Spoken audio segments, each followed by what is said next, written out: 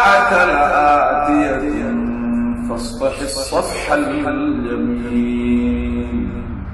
إن ربك هو الخلاق العليم ولقد آتيناك سبعا من المثاني والقرآن العظيم لا تمدن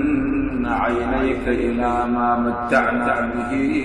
أزواجا منهم ولا تحزن عليهم واخفض جناحك للمؤمنين وقل إني أنا النذير المبين كما أنزلنا على المقتسمين الذين جعلوا القرآن عظيم فوربك لنسألنهم أجمعين عما كانوا يعملون